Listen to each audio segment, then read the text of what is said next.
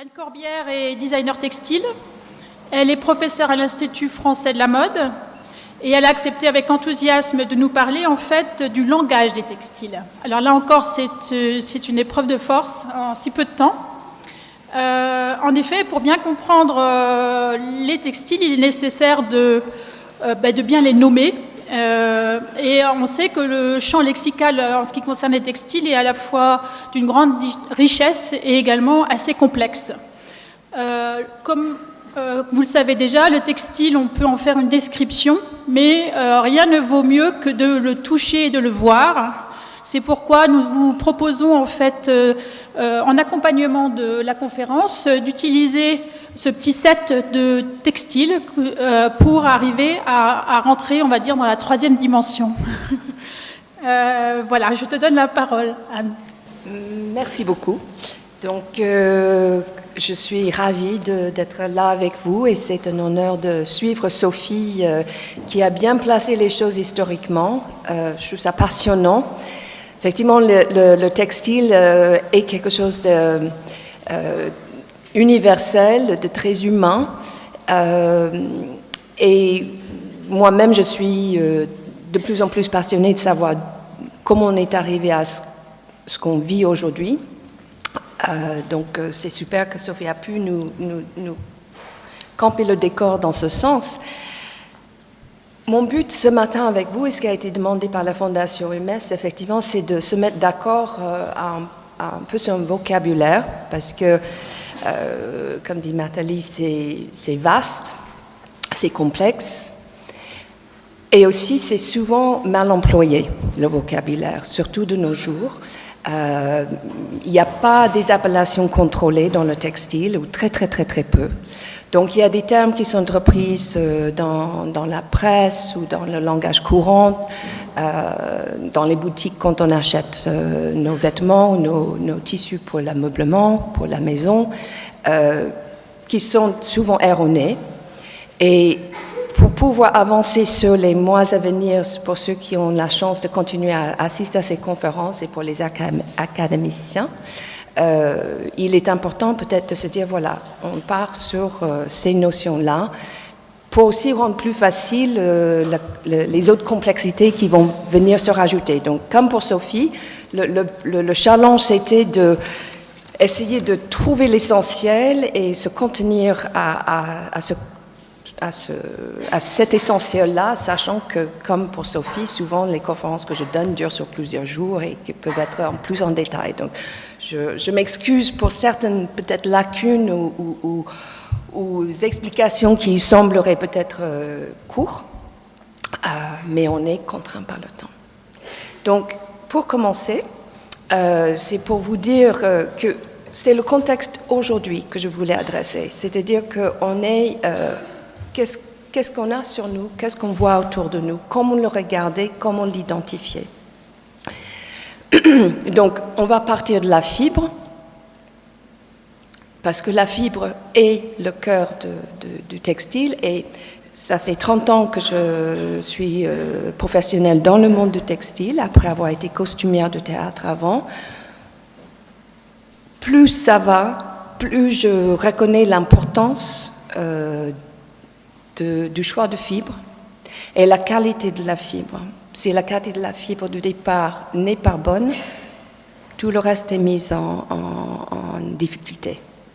Et je prends ce moment de noter que les maisons de luxe, les produits très haut de gamme, aujourd'hui, s'assurent de plus en plus de provenance et de pouvoir se fournir en constance avec des fibres de qualité, parce que s'ils n'ont pas ça, ils ne pourront pas maintenir la qualité du textile qui en sort. Donc ça, c'est super important comme notion à retenir, à garder, que tout commence avec la fibre, comme dans la cuisine.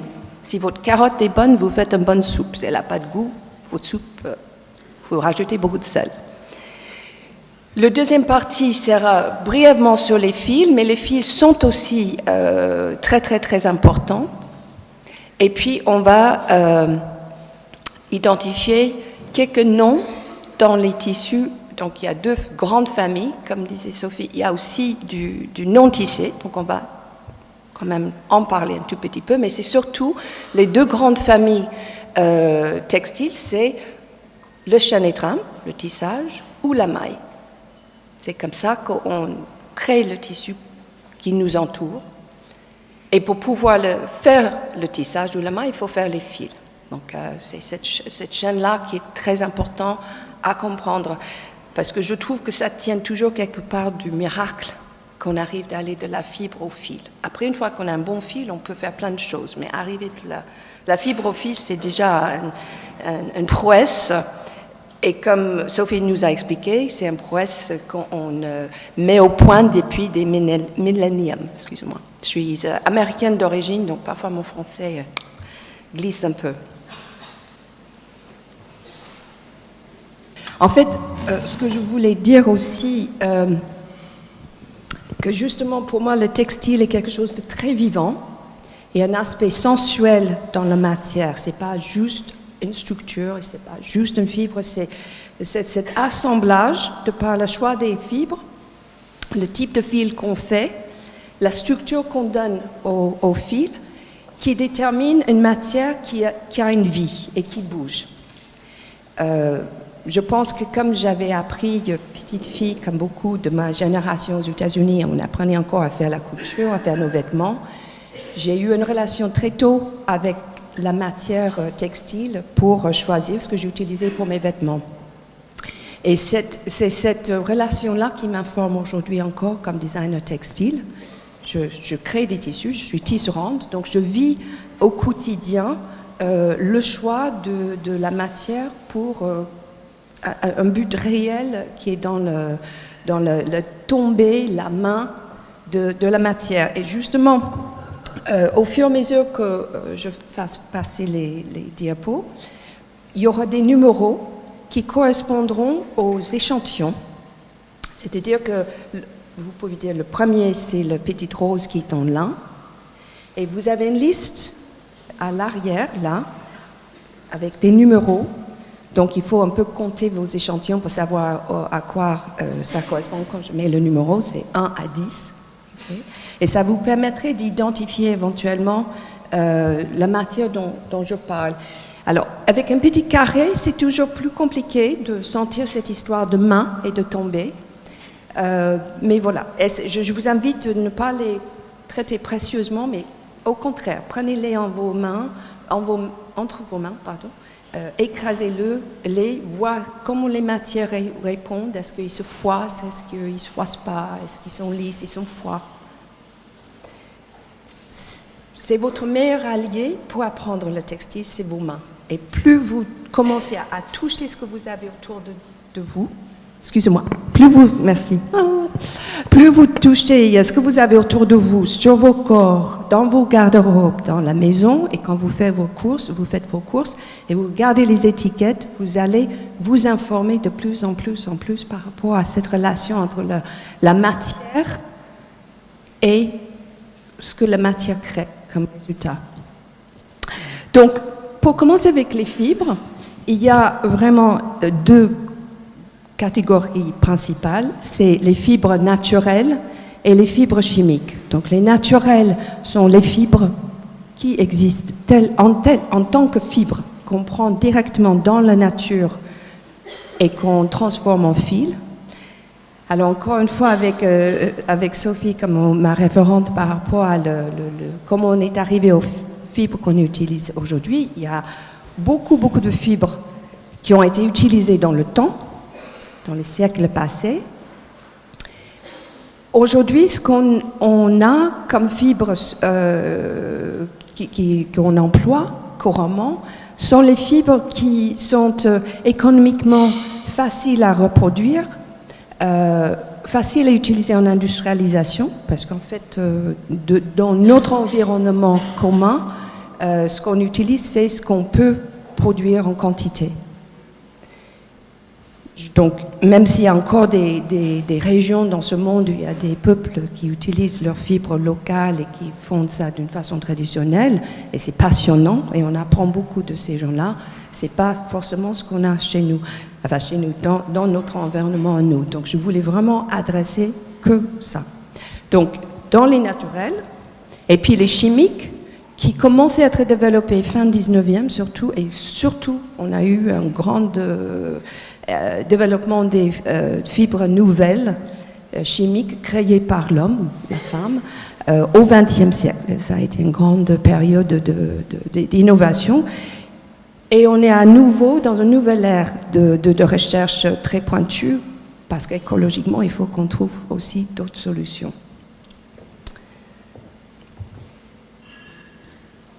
Donc, dans les naturels, il y a aussi deux catégories.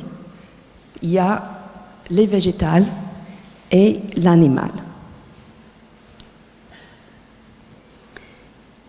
Dans les chimiques, il y a aussi deux catégories. Alors là, il y a beaucoup plus de confusion dans ce qui est écrit souvent dans la presse, notamment, je trouve, je sais, c'est pas pour me fâcher avec des journalistes qui peuvent être présents, mais c'est juste que parfois c'est pas toujours très très clair.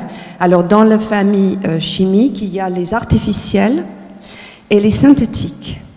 Et les artificiels sont principalement à partir de cellulose aujourd'hui. Ça va être, au départ, on commençait à faire ça avec des déchets de papier, de bois, de la fabrication industrielle, enfin l'industrie autour du coton. Et on va voir en avançant qu'il y a aussi des fibres artificielles qui sont faites à partir de certains bois spécifiquement. Mais c'est à partir de matières organiques, on va dire ça comme ça. Les synthétiques, toutes les synthétiques, sont à partir du pétrole. Donc ça, c'est la grande différence entre les artificiels et les synthétiques.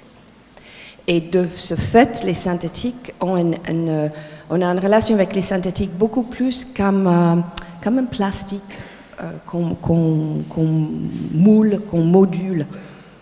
Ça nous donne énormément, le jeu et l'intérêt des synthétiques, entre autres, c'est un peu comme la pâte à modeler. On peut le donner la forme qu'on veut. On peut être très, très, très attentif à sa performance de par les formes qu'on donne aux filaments concrets avec les différentes concoctions chimiques concrètes. Donc, dans les naturels, aujourd'hui, je vais juste traiter le lin, le coton, la soie et la laine. Parce que c'est les fibres vraiment les plus courantes. Après, il y a effectivement, on peut citer le rami, on peut citer le chanvre, mais on ne va pas y aller aujourd'hui parce que ce n'est pas forcément ce qu'on voit beaucoup. Pas encore. Alors, le lin, vous le connaissez tous, ça vient d'une graminée qui pousse la fibre qu'on en recueille fait entre 80 cm et 120 cm, grosso modo. Donc c'est une longue fibre déjà pour une fibre végétale. C'est une fibre qui retient, enfin toutes les fibres justement naturelles retiennent le caractère de leur structure d'origine. Imaginez, on sait tous que le lin se froisse. En fait, c'est logique. C'est une fibre qui pousse droit. Et c'est une fibre qui a une certaine fluidité, une certaine souplesse, parce que c'est cette herbe qui, dans le vent, va onduler. Mais si on le plie, ça casse. Si on le plie, c'est comme une feuille de papier auquel on donne un pli.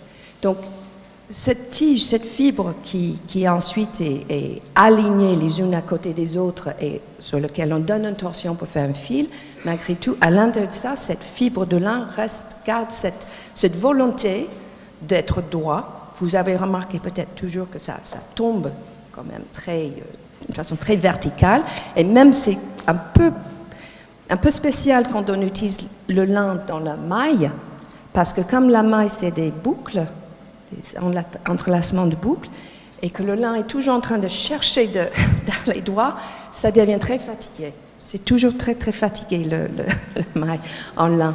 Donc, il y a cette nature-là de cette fibre qui est incontournable. Ça, c'est en contraste avec le coton. Donc, le coton, c'est les fibres à l'intérieur de la fleur qui vont protéger les graines.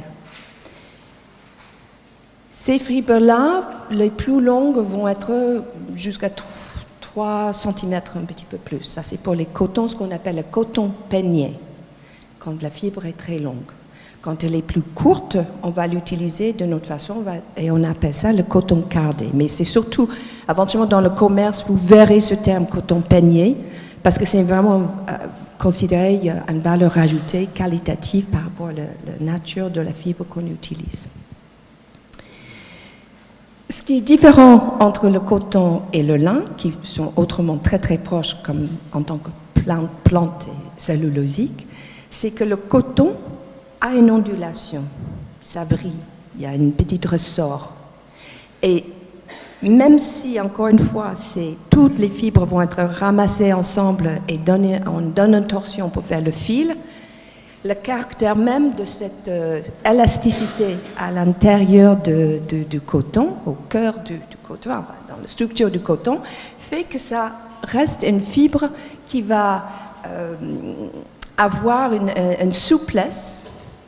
Et c'est ça qu'on apprécie dans le coton, c'est qu'elle suit notre corps. Un corps est très compliqué à habiller. Il y a plein de recoins, de courbes, et chaque corps est différent. Et en fait, ce qu'on aime mettre près de nous, c'est les t-shirts, les sous-vêtements en coton, les chaussettes en coton. Ça nous épouse, c'est moelleux et c'est confortable. Le lin restera toujours beaucoup plus sec et un peu à part. C'est très agréable, mais il n'y a pas ce côté douillet que a le coton, et c'est vraiment lié à la structure de sa fibre.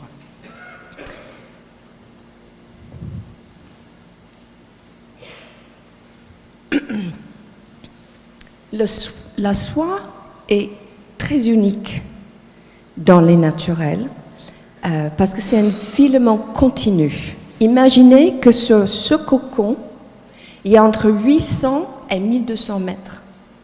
On peut dire en moyenne 1 kilomètre de filament par cocon. Donc, l'approche pour assembler, c'est très très très fin. On ne peut pas l'utiliser un simple filament. Il faut toujours mettre plusieurs filaments ensemble pour avoir quelque chose de solide et puis même qu'on peut voir facilement de nos yeux. Elle est longue, souple, lisse,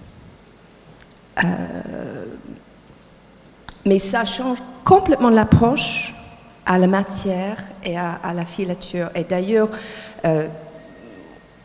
on a mis longtemps c'est les Chinois qui ont mis au point, si je ne me trompe pas, la technique de comment récupérer le filament sans l'abîmer du cocon et le transformer pour devenir un fil. Et c'était très très recherché.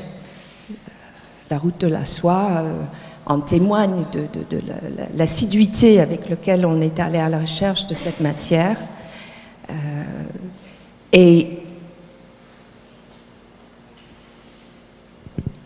elle représente la soie un peu l'idéal par rapport à la facilité, une fois qu'on a compris comment récupérer le filament, de créer un fil très fin et qui est solide et qui est régulier. Parce que c'est, encore une fois, le challenge avec les fibres courtes, de comment passer entre la fibre et le fil.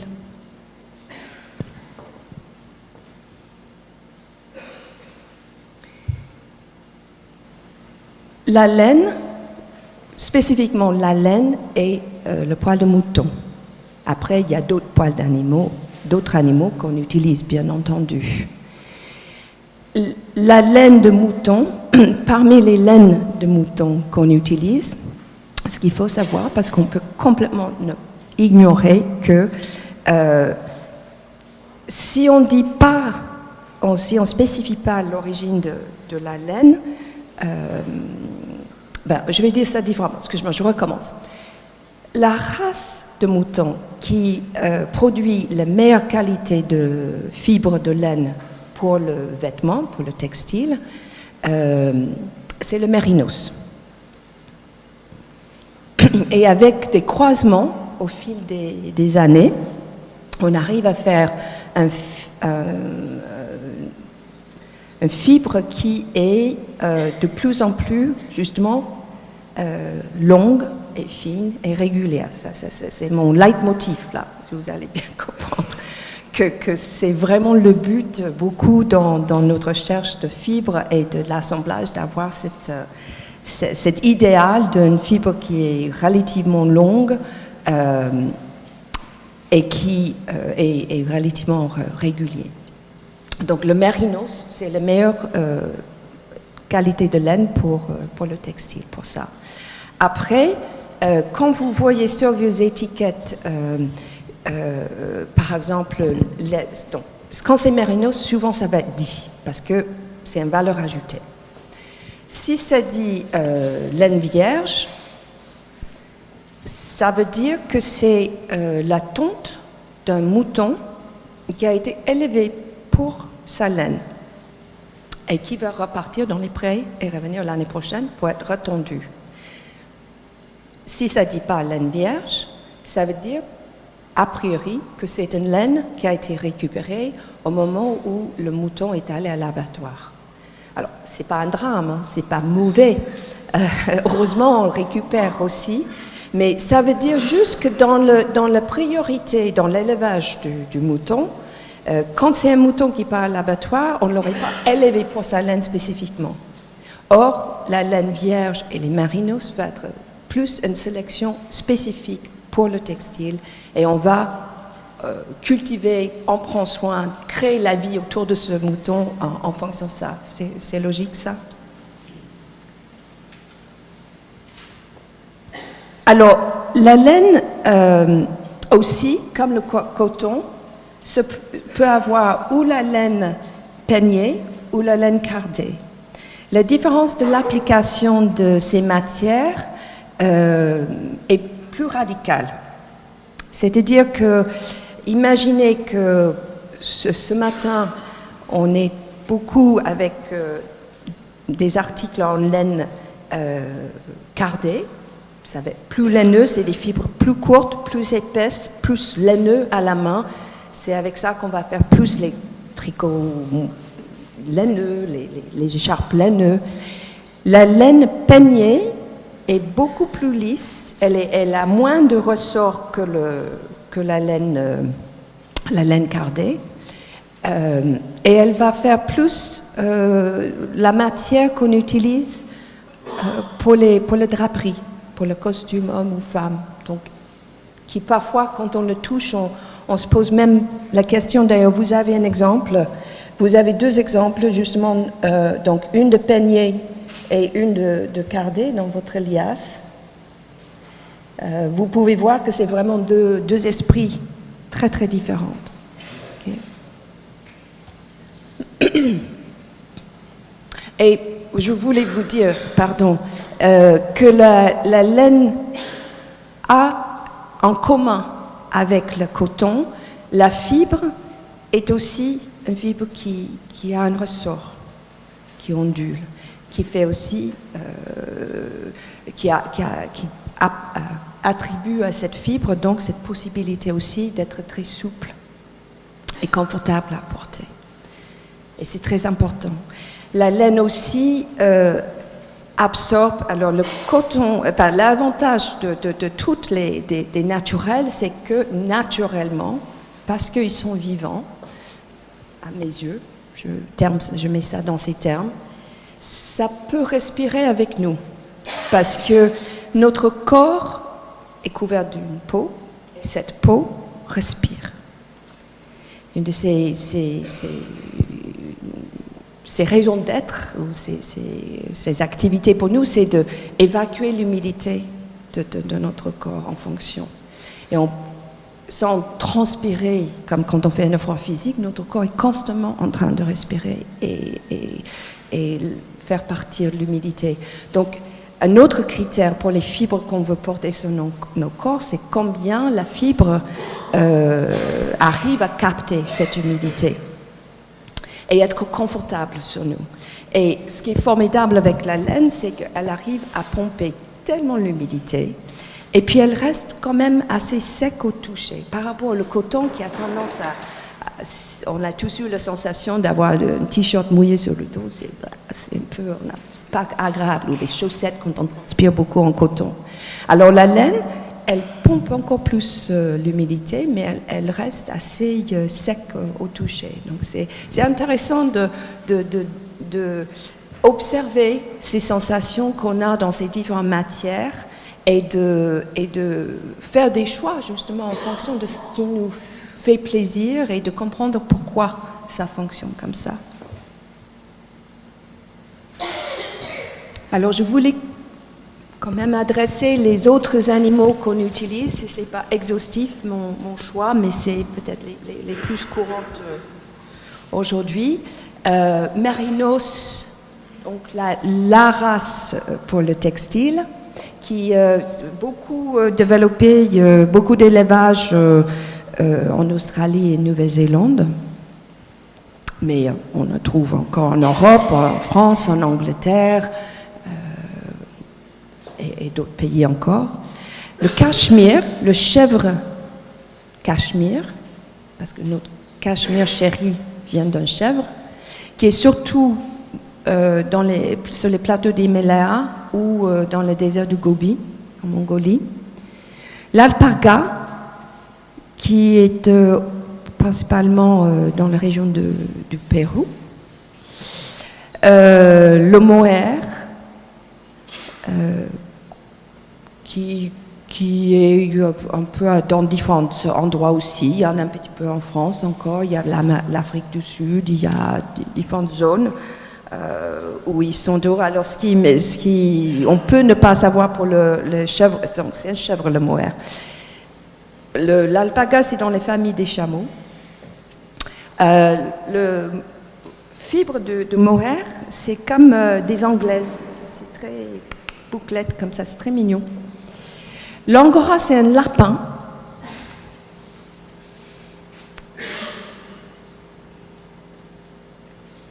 Donc on récupère le fibre de lapin. Ça, c'est une histoire qui ne fait pas toujours plaisir à comprendre. C'est-à-dire qu'on tonde pas le lapin, on fait tomber ses poils, soit par épilation, soit par un choc électrique, électrochoc. Parfois, quand on apprend ça, on évite de porter encore après.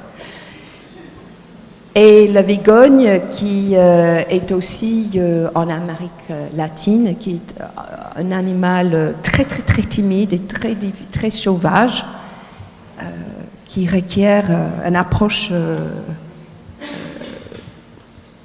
très particulier pour pouvoir récupérer ses poils.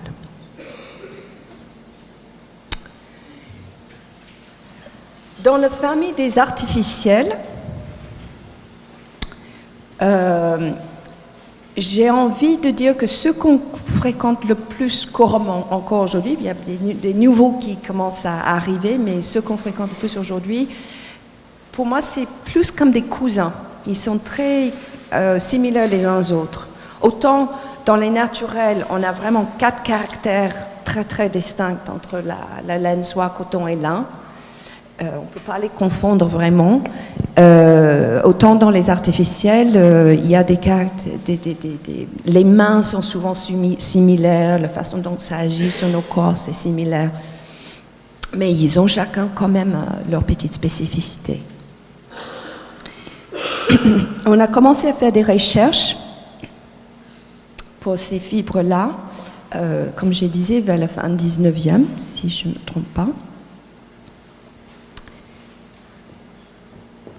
Leur recherche au départ, c'était pour imiter la soie. D'ailleurs, on appelait, en langage populaire, la soie artificielle. Parce que la soie a toujours été chère à produire, difficile à élever. Voilà, on cherchait à le faire nous-mêmes. Donc le premier venu, c'était le viscose rayonne. En fait, on n'utilise plus tellement le terme rayonne. Je ne sais pas qui a décidé, mais ça a été déterminé d'utiliser le terme viscose. Mais on peut encore voir des fois sur des étiquettes, les Américains et les Japonais continuent souvent à parler en termes de rayonne, mais c'est c'est la même chose que le viscose.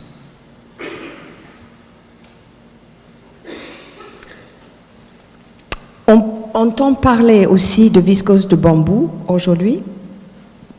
Alors, c'est pas le fibre de bambou, c'est pas comme le lin, c'est pas des tiges qu'on retire de la plante. On broie le bambou pour en faire un pâte chimique. En fait, c'est ça l'histoire. Excuse-moi, je vous ai pas expliqué ça. On fait, pour tout ce qui est artificiel, on fait une grande soupe chimique qu'on fait passer à travers une sorte de tête de douche pour faire les filaments. Et on peut l'utiliser de ce fait soit en filament continu, comme la soie, ou on peut aussi le sectionner. Comme Sophie disait tout à l'heure pour la soie marine. La soie n'est pas toujours utilisée en continu aussi. Même la soie du verre à soie, ça s'appelle d'ailleurs la chape de soie quand on utilise en fibre coupée, court. Donc en fait, c'est ça l'avantage une fois qu'on est sur des filaments continus, que ce soit la soie, les artificiels ou les synthétiques, c'est qu'on a ce choix d'avoir un filament continu, ou de les sectionner à la longueur qui nous convient et de les filer comme des fibres courtes, en fait.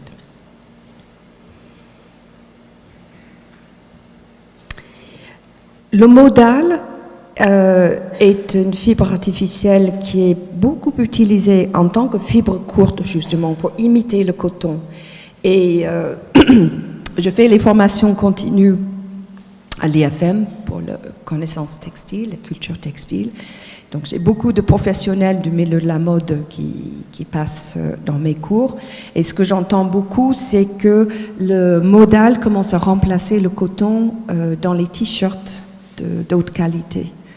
Parce que le modal va être plus stable, très absorbant, garde mieux ses couleurs que le coton.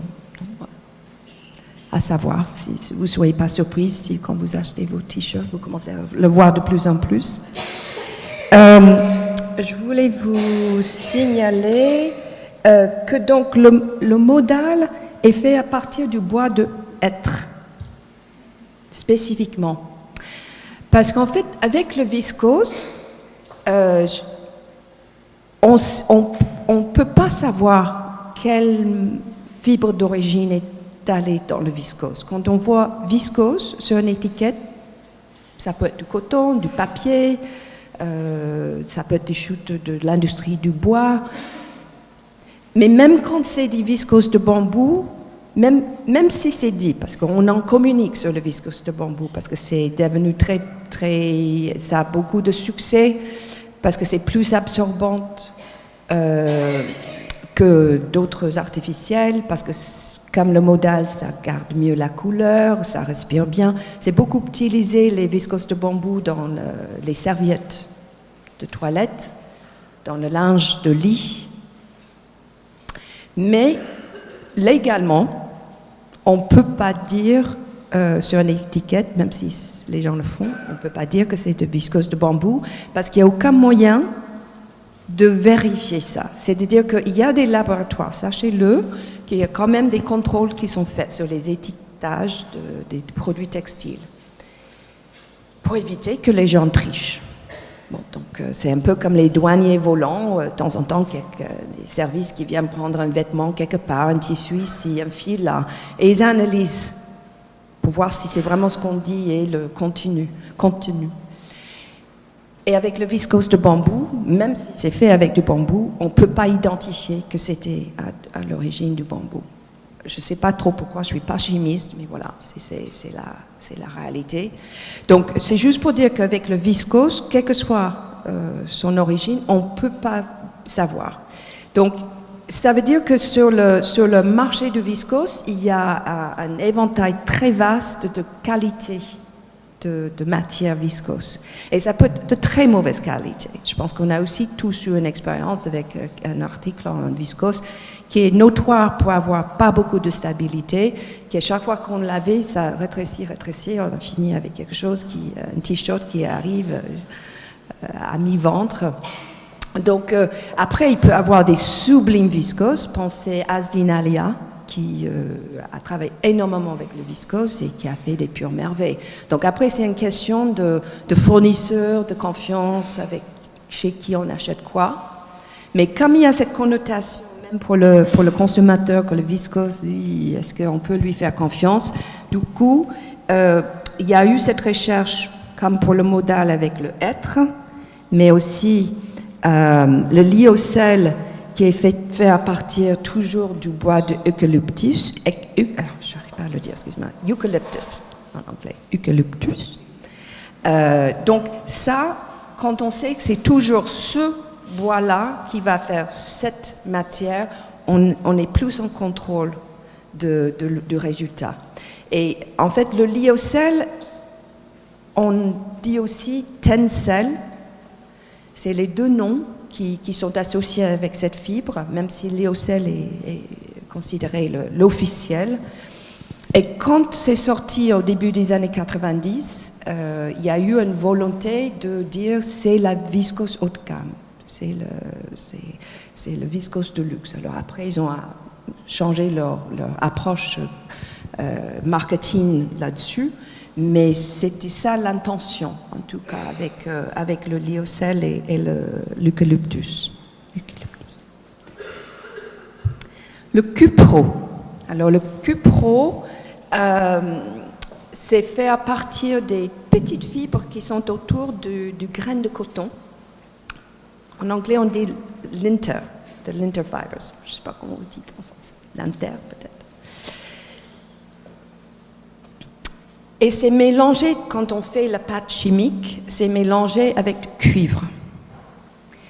Et de ce fait, il y a eu un moment où le cupro était le vilain canard des artificiels parce que c'était polluant. Parce que ça, il faut savoir aussi que dans ce processus de fibres artificielles, il y a un processus, à un moment donné, on met du dissolvant et ce dissolvant se trouvait rejeté dans les cours d'eau.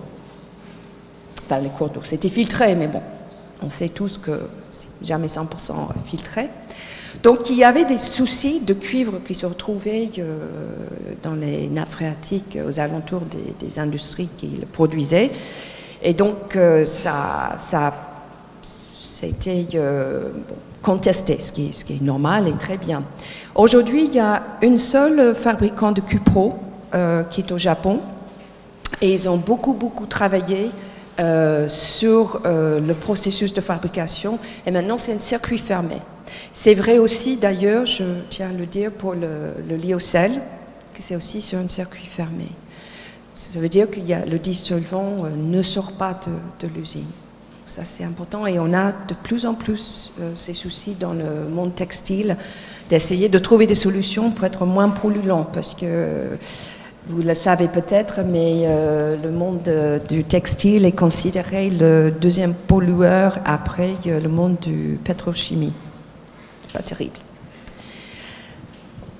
Justement, je pense qu'une des initiatives qui est au cœur de la réflexion qui va poursuivre les mois à venir dans l'académie, c'est cet enjeu-là. Parce que je peux dire, étant dans le secteur du textile habillement et maison, tous les acteurs savent qu'il faut que ça change et qu'on trouve des solutions et que ça devienne plus écologique, et qu'on trouve à recycler, qu'on trouve des nouvelles façons, etc., etc. C'est très sérieux et je suis ravie de voir aussi dans mes étudiants, dans mes stagiaires, dans les jeunes que je rencontre, qu'il y a vraiment une génération qui veut absolument être créatif et s'éclater avec la mode, mais qui veulent que ça soit responsable aussi. Donc je pense qu'on va avoir beaucoup de choses qui vont venir à l'avenir. Donc juste pour dire que Cupro en fait partie de ces secteurs de l'industrie. Le fabricant japonais qui le produit encore a trouvé des solutions. Il m'a dit, quand j'ai parlé avec eux à un salon dernièrement, qu'ils sont, je crois, 98% maintenant propres et qu'ils continuent, ils aimeraient bien être 100%. Donc vous pouvez acheter du Cupro tranquillement. Et puis, le dernier dont je vais parler, c'est l'acétate, qui est un peu différent des autres parce que c'est pas autant cellulosique, c'est fait de l'acide acétique, donc quand même origine de plante, c'est le vinaigre. Donc, le vinaigre c'est vin, c'est donc du raisin, mais il y a déjà une transformation chimique en cours de route et l'acétate, ça a été beaucoup utilisé pour les doublures. L'acétate c'est aussi nos lunettes. C'est le sol artificiel qui peut être formé comme un plastique. Et il y a un petit peu déjà ce côté un peu plastique dans même le textile. Quand on l'a pur en main, selon les texturisations des filaments et des fils, ça peut être un peu cette sensation-là, très brillant, excessivement brillant aussi. Donc, les synthétiques ont été surtout polyester et polyamide. Ils sont très similaires. À l'œil et au toucher, je pense très compliqué de les distinguer. Moi-même, en tout cas, j'arrive pas. Mais ils sont différents. Ils ont différentes caractéristiques chacun. L'acrylique était, mais tous les deux développés pour imiter la soie. L'acrylique développé pour imiter la laine et l'élastane pour être élastique, pour remplacer le caoutchouc. Le plus connu étant le lycra, mais heureusement, à un moment donné, il y a eu une décision faite de ne plus utiliser sur les étiquettes de nos vêtements, de dire les marques, mais de dire la composition vraiment chimique, quelle était la fibre. Parce qu'à un moment donné, on pouvait dire lycra, on pouvait dire Coolmax, on pouvait dire Trevira, qui étaient des noms donnés par les maisons chimiques pour leur polyester ou pour leur élastane, etc. Et c'était très compliqué pour nous autres de savoir exactement ce qu'on achetait. Maintenant, sur les étiquettes, tout ça c'est dit dans ces termes. Alors le polyamide, qui était son nom, un de ses noms de marque très connus, c'est nylon. C'est des DuPont de Nemours qui étaient assez doués. Ils ont aussi fait lycra. Donc le polyamide a comme caractéristique par rapport à le polyester d'être, il n'absorbe pas l'humidité et l'eau. Donc c'est beaucoup utilisé pour les maillots de bain et les parapluies. Et c'est aussi la matière qu'on utilise pour les collants. C'est pour ça en anglais on parle de nylons pour les collants aussi, parce que c'était au départ l'association avec la fibre. Le polyester est le plus plastique de quelque part des synthétiques, dans le sens où c'est très thermoformable. On peut faire des plis permanents avec le polyester, parce qu'il faut le chauffer à une très haute température pour l'atteindre, pour donner une forme. Ça, c'est une robe de Issimaki de Pleats Please, qui est toujours en 100% polyester, parce que justement, on peut arriver à des plis, des plissés très marqués, très sculptural. Le polyester permet donc un jeu supplémentaire par rapport à d'autres synthétiques, de par cette thermoformabilité, est-ce qu'on peut dire ça? Qu'on peut le thermoformer. Le polyester aussi a comme comme caractère de ne pas être abîmé par le soleil. Donc c'est beaucoup utilisé pour les voilages et pour les matières qui sont utilisées à l'extérieur. Or, le polyamide, en contraste, est fragile, n'aime pas trop le soleil. L'acrylique donc a été développé pour imiter la laine et j'ose dire qu'elle l'imite un peu trop parce qu'elle bouloche beaucoup. C'est aussi résistant au soleil, donc les intempéries, le climat, donc c'est beaucoup utilisé aussi sur le outdoor, le textile de l'extérieur. C'est aussi la fibre, par contre, qui permet de faire des fausses fourrures. Et c'est là où on va peut-être le trouver à son plus noble, parce que c'est délicat, l'acrylique. On le voit beaucoup en mélange, surtout dans des sortes d'aspects tweed fantasy, des tissus un peu multico, type tweed Chanel, si je peux dire, parce que ça vient apporter une fantaisie qui booste la laine. Ça, c'est aussi quand c'est à son plus noble. Souvent, c'est utilisé pour baisser le prix sur des produits en laine. Et puis l'élastane, donc, qui, depuis le début des années 90 seulement, que ça a été mis au point, cette prouesse de pouvoir guiper. Guiper, c'est quand on entoure un fil avec un autre fil en le couvrant. Donc on prend ce qu'on appelle lame, c'est le lycra, le l'élastane, et puis on le guipe avec le fil en question, le coton ou la laine ou peu importe. Et l'astuce, c'est de trouver le bon dosage de couverture pour que quand on étire sur l'élastane, ça va toujours être couvert et quand ce sera traque, ça ne va pas non plus être trop dense. Les premiers tissus qu'on a essayé de faire au début des années 90 avec de l'élastane étaient très épais, très maladroite, c'était un peu comme du néoprène.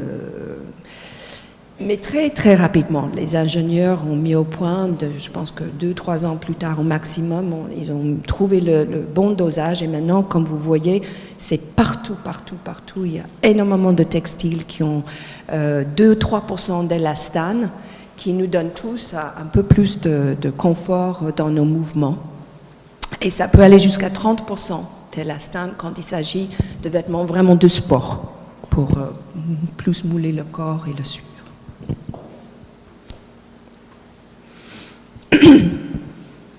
Après, on n'est absolument pas tenu à faire des fils purs ou des textiles purs et le jeu de mélange de fibres peut être ce qu'on appelle des mélanges intimes, c'est-à-dire qu'au moment de faire le fil, on va mélanger des fibres différentes de différentes sources et après faire la torsion sur le fil. On peut aussi faire 2 fils différents et les retordre ensemble. Et on peut aussi, dans le chaîne et trame, avoir une chaîne d'une fibre et une trame d'une autre, etc., etc.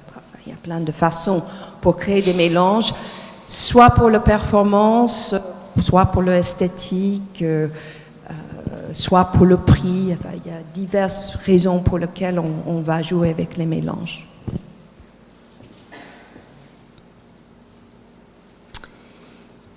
Et dans les nouvelles recherches, je dirais que tout est bon. On est prêt à explorer tout pour faire des nouvelles sources de fibres textiles. Le café, les écailles de poisson, la tomate, le rosier, le lait, le maïs, enfin voilà, ça part dans toutes les directions. Un autre domaine qui est très regardé en ce moment, c'est le recyclage des fibres.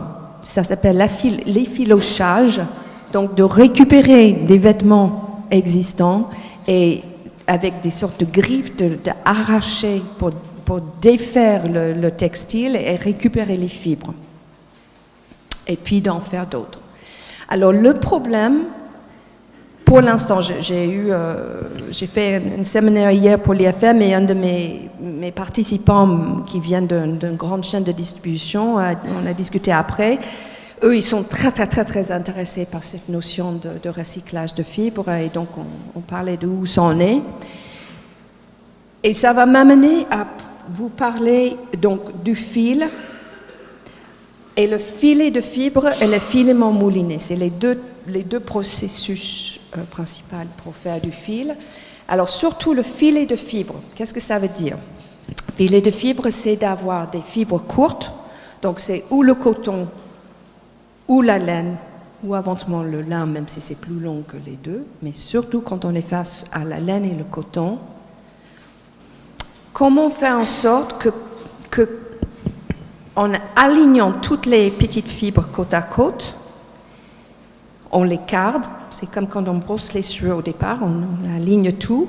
Quand c'est des fibres plus longues, on les peigne comme nos cheveux longs pour les aligner.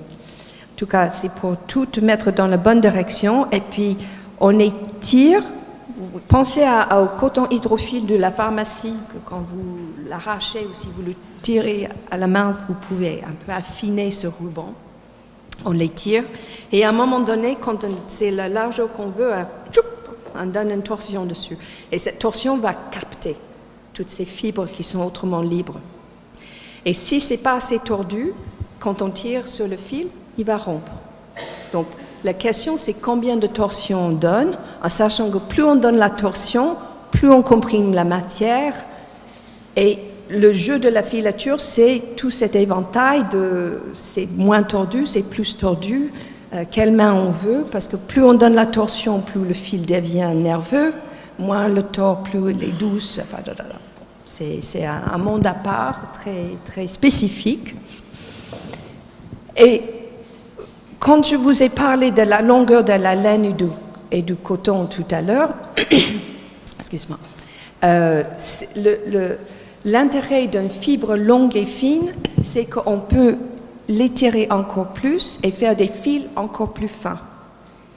Donc ça donne une qualité de matière. Plus le fil est fin, plus on peut faire des structures sophistiquées et avoir des matières qui sont souvent plus douces, plus lisses. Pensez les belles popelines ou effectivement des très beaux lainages pour faire des costumes, des beaux percales pour faire des lits, les linges de lit. Donc le problème avec les filochages, c'est que quand on arrache comme ça, on ne contrôle pas la longueur de fibre et on finit souvent avec des petites fibres courtes et ça ne fait pas des matières très, très agréables parce que ça nous oblige de faire des fils plus gros. Donc là, vous avez une image de comment le ruban de carte va arriver dans le système de filature qui va après donner la torsion.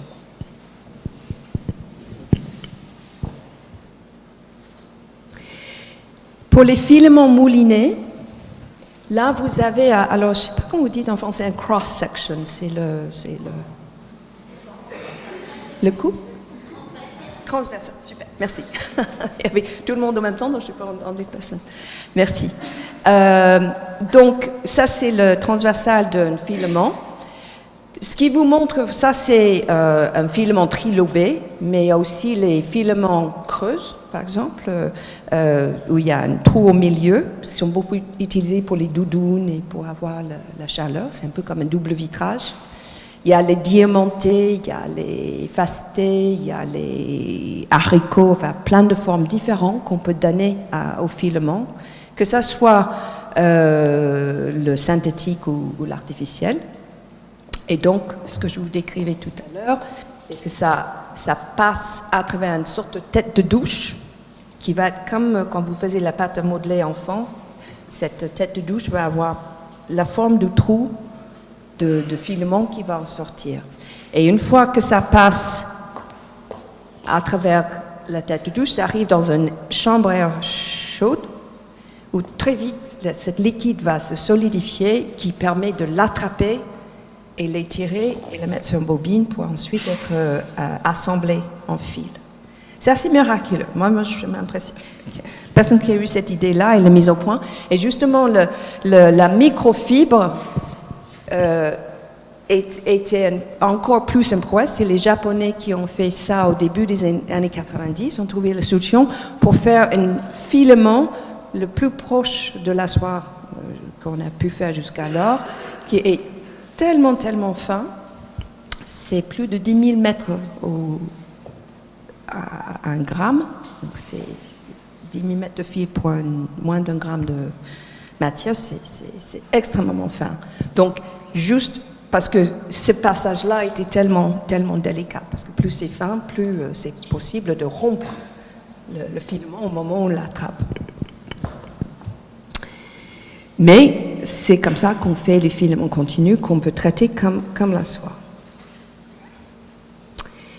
Alors, il y a une notion qu'on voulait évoquer ce matin par rapport à le retors, c'est-à-dire qu'une fois que vous avez un fil simple, vous pouvez prendre 2 fils simples et les retordre ensemble et vous auriez un fil un peu plus, enfin, pas un peu, mais plus solide. Et en tissage, pour les fils qu'on met sur le métier à tisser en sens chaîne, c'est toujours en retors pour avoir quelque chose qui va résister à la tension qu'on met sur le métier à tisser. Alors, quand j'ai parlé avec l'équipe de l'Académie d'Hermès, on s'est dit que c'était intéressant de vous parler très brièvement de la notion de retors 6 fils, parce que dans l'histoire des cachemires, par exemple, souvent vous voyez communiquer cachemire 2 fils, cachemire 4 fils, cachemire 6 fils.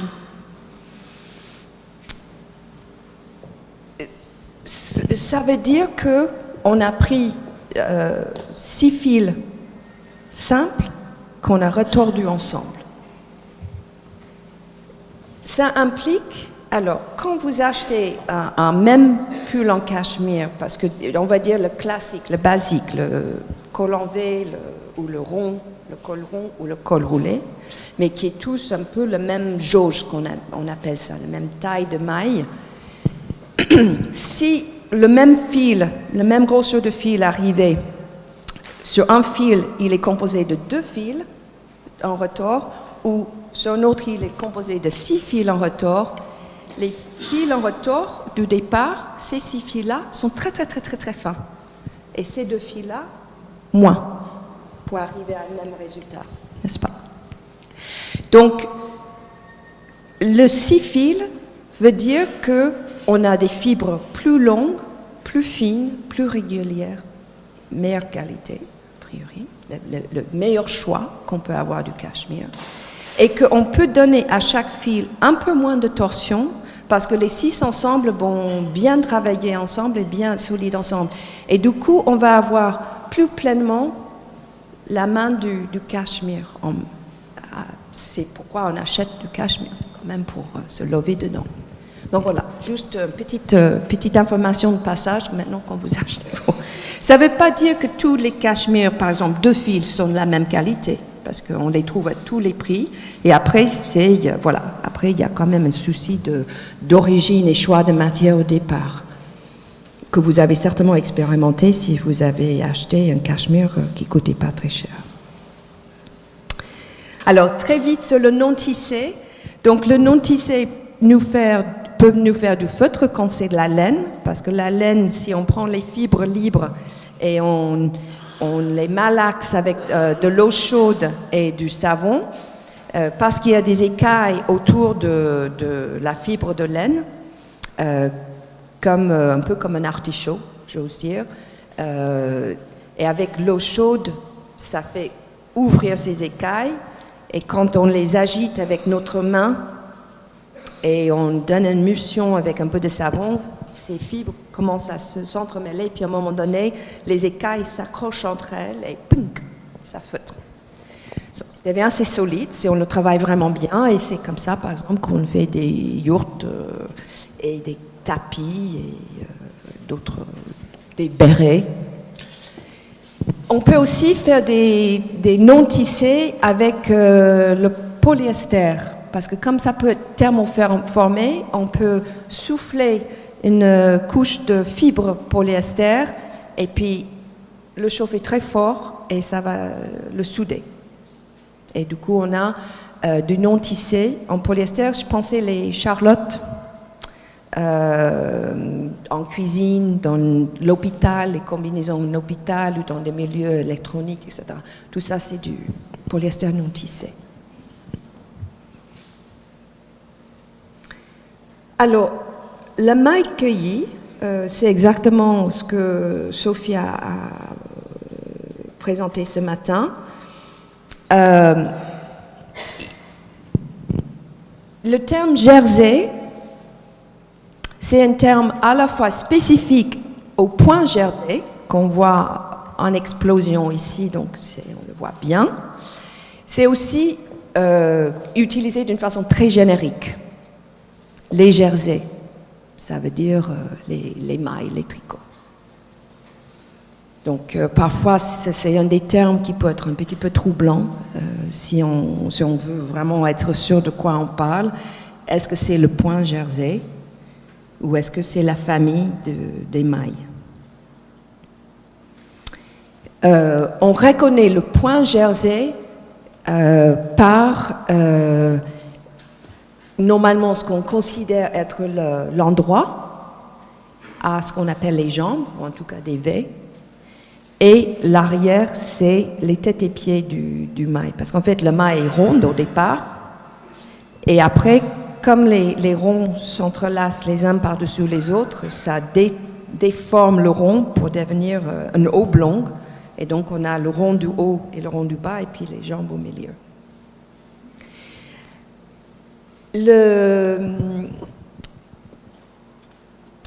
Sophie l'a dit, la maille permet une souplesse qui peut se mouler autour de notre corps. Et avant d'avoir l'élastane, c'était vraiment la seule façon pour nous d'avoir des vêtements qui pourraient s'approcher de nos corps. Donc, depuis très très très longtemps, effectivement, c'est utilisé pour faire des chaussettes, les gants, les bonnets, les choses, les sous-vêtements, tout ce qui doit nous épouser. Et puis, ça permet aussi d'utiliser des fils qui sont moins tordus, qui peuvent toucher plus laine, justement.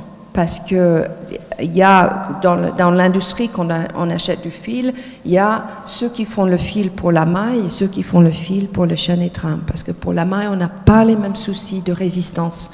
Parce qu'il n'y a rien dans la fabrication vraiment qui tire sur le fil. Donc ça nous permet de faire justement, la maille nous permet d'avoir des fils plus gros, plus moelleux.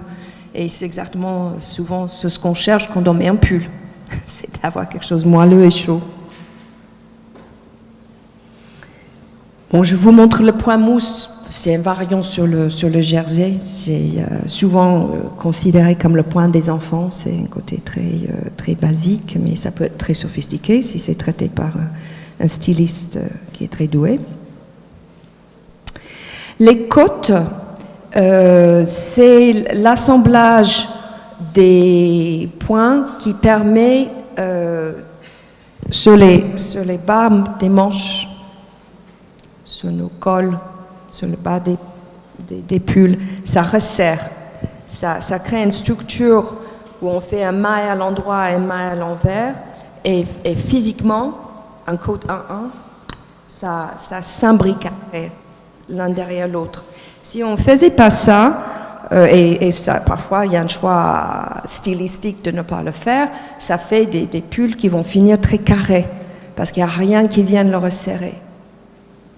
Donc en fait, le côte est utilisé comme une pièce structurale, mais ça peut aussi être utilisé pour une texture esthétique qu'on peut vouloir utiliser.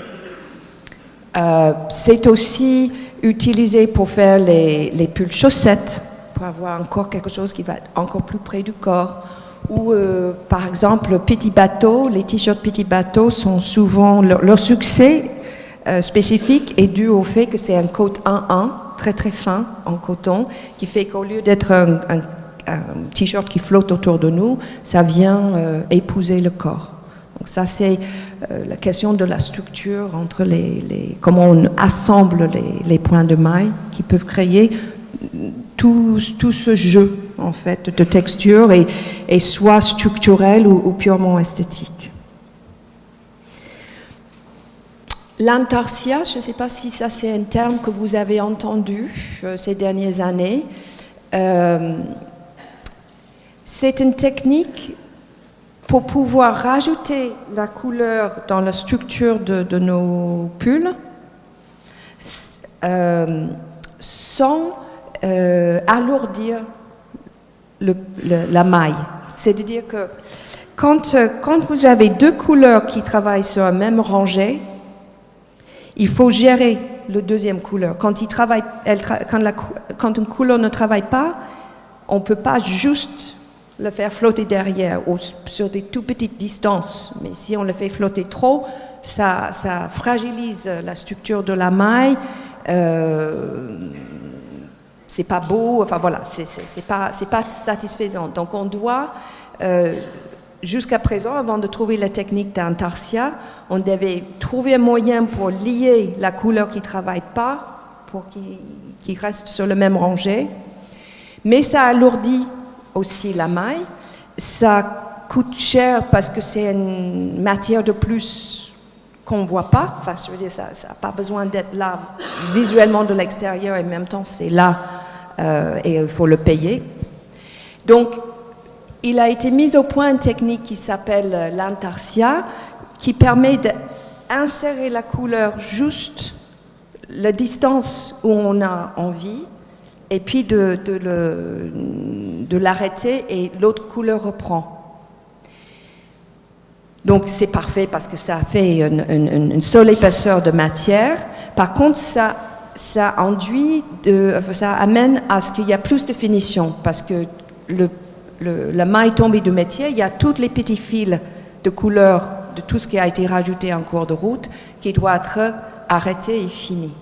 Donc, selon les projets de maille, selon le désir du styliste, selon les fabricants avec qui on peut travailler, on peut choisir de faire l'intarsia. Alors, sur cette photo, vous voyez bien, c'est tout ce qui est multicouleur. Quand ça s'arrête dans le beige, c'est ce joint-là où il y a l'intarsia. La partie centrale est comme insérée dans la partie beige pour créer un motif intarsia.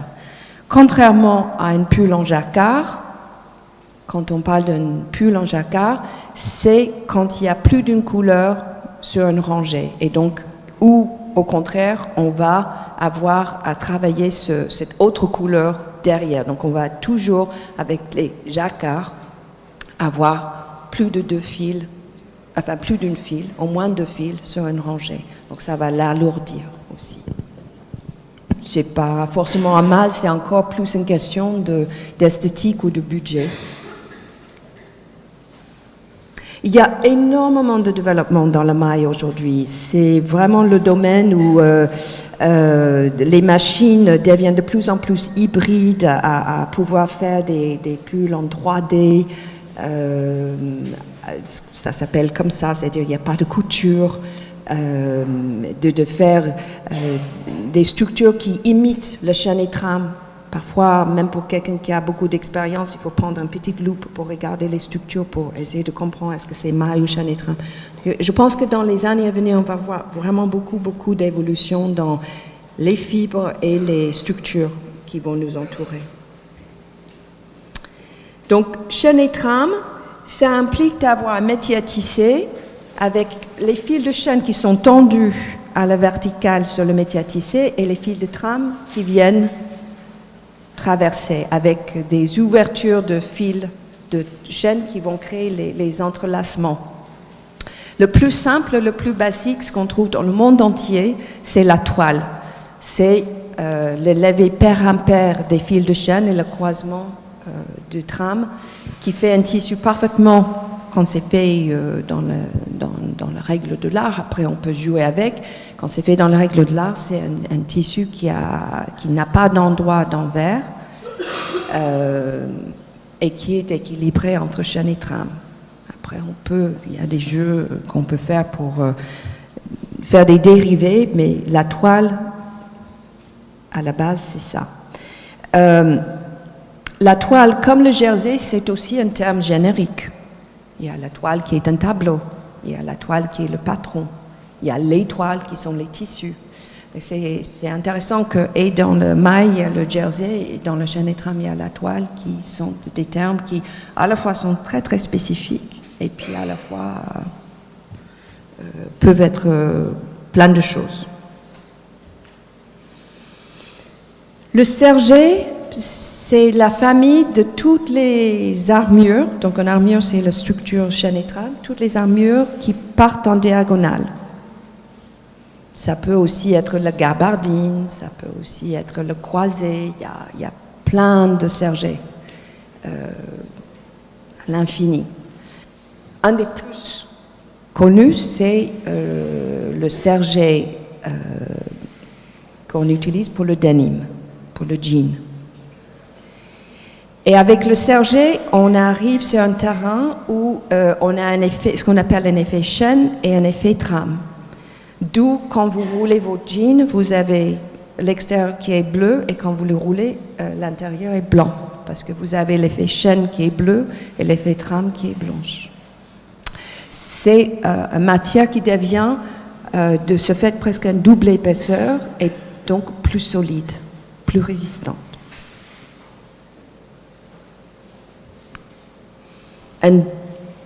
Une des dérivées du serger, c'est le chevron. Donc ça, c'est quand on fait un serger en pointe, qui est devenu un classique dans la laine cardée, justement, des laines un peu tweed.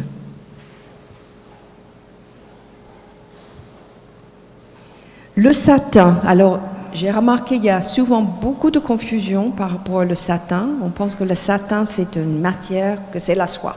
Le satin, la soie. Or, le satin, c'est aussi une structure. Et on peut avoir un satin de laine, un satin de coton, un satin de polyester, un satin de soie.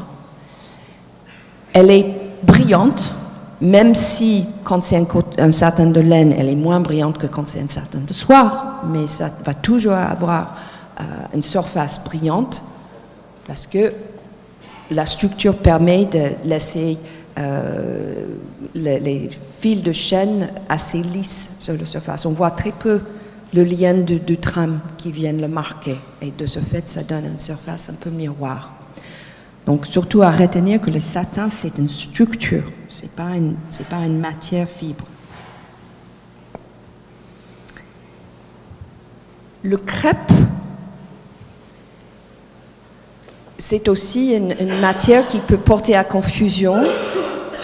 Le crêpe, on dit qu'un tissu est crêpe quand le fil utilisé, ou au moins un des fils utilisés, est crêpe. Qu'est-ce que ça veut dire un fil crêpe? Ça veut dire qu'on a surtordu le fil. Si vous prenez un ficelle, ou même un brin de cheveux, et vous tordez, et puis en tenant, vous le relaxez un petit peu, ça vrille. Vous avez tous fait ça un jour quand vous étiez ennuyé dans une classe, je suis sûre. Un brin de cheveux et le tordre. Donc, c'est cette énergie-là qui est captée dans le fil parce qu'on a surtordu. Alors, on garde cette énergie, on l'enferme dans le fil au moment du tissage ou le tricotage, on peut aussi le faire en tricotage, mais c'est beaucoup utilisé en chaîne et trame plus. Et quand le tissu tombe du métier, il essaie de se retracter, mais il ne peut pas parce qu'il est bloqué par sa structure, mais il a toute cette énergie de cette surtorsion qui est captée dans le fil et ça fait que c'est des tissus qui sont plus nerveux. Okay? Quand on emporte, la torsion apporte une sorte d'énergie dans le fil. Quand c'est pas très tordu, c'est plus mou. Quand c'est hyper tordu, c'est très nerveux. Ça crée aussi des surfaces très granulées et secs. aussi, comme j'ai évoqué tout à l'heure, quand on surtord un fil, quand on tord un fil, on comprime la matière. Donc on peut ne plus reconnaître la matière carrément. Parce que c'est tellement tordu qu'on ne touche plus la matière première. Donc c'est souvent très, très rêche, les crêpes. Mais ça crée des matières très fluides et très, très nerveuses. Madeleine Vionnet a commencé à vraiment explorer ça dans les années 20 et les années 30 étaient aussi une époque dans la mode où on a beaucoup apprécié les crêpes et puis maintenant ils font partie de notre quotidien. Alors, le velours, elle en a très très bien parlé, Sophie. Donc effectivement, l'astuce de velours, c'est le fait que on est sur une structure complexe avec un velours parce qu'il y a ce qu'on appelle le plancher, donc la structure toile qui va bloquer les fils qui font la poêle. Et c'est la même technique qu'on utilise pour les serviettes éponges aussi, par exemple. Mais avec un serviette éponge, on ne va pas couper le boucle, on va laisser le boucle en place. Mais je profite pour aussi vous dire que, par exemple, quand vous faites les achats de vos serviettes éponges, la qualité vient et de la fibre, la qualité de la fibre de départ et le fil, la torsion de fil, et beaucoup de la plancher, de cette structure de toile qui capte les boucles de votre éponge. Et vous avez tous connu, je suis sûre aussi, la serviette éponge où si vous accrochez un boucle et ça part, et puis vous avez un fil qui pendouille. Les moins chers, les serviettes les moins chères vont être le plus fragiles à ça parce qu'a priori, on n'aurait pas fait une contexture, une densité dans les fils, dans le plancher assez forte pour bien maintenir les boucles. Et c'est pareil pour les velours et les velours côtelés. Si on triche sur la densité de ce plancher, le velours ou le velours côtelé va perdre ses poils. Ça, c'est des choses qui pour moi, semblent importantes de communiquer parce qu'on peut ignorer qu'est-ce qu'on doit pouvoir attendre d'une matière et souvent le choix d'acheter moins cher fait qu'on a des produits qui vraiment vieillissent très mal et qui ne sont pas à la hauteur de la conception de départ, en fait.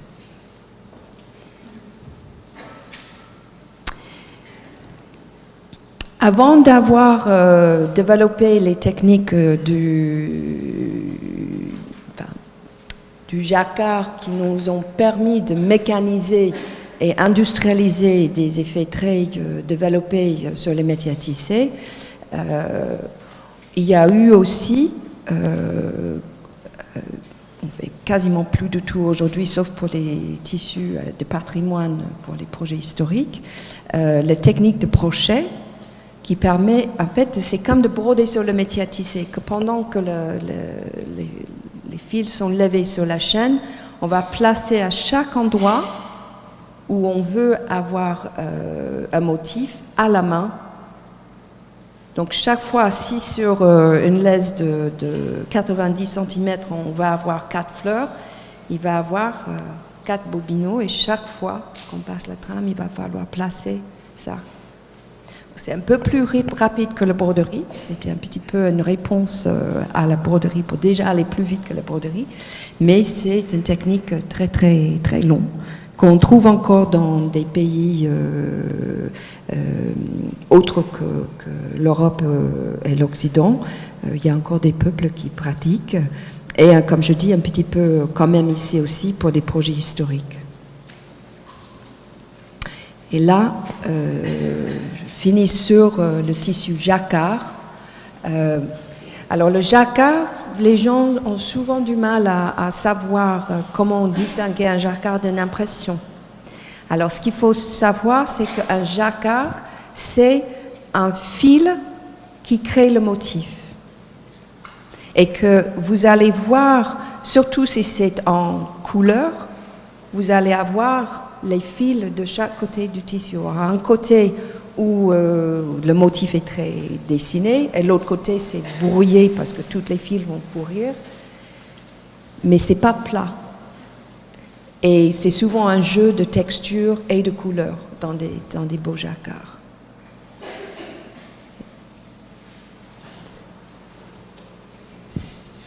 C'est des métiers très spécifiques qui permettent une liberté de dessin, mais qui sont très complexes. Et c'est vraiment une industrie très différente que les autres techniques de tissage courant.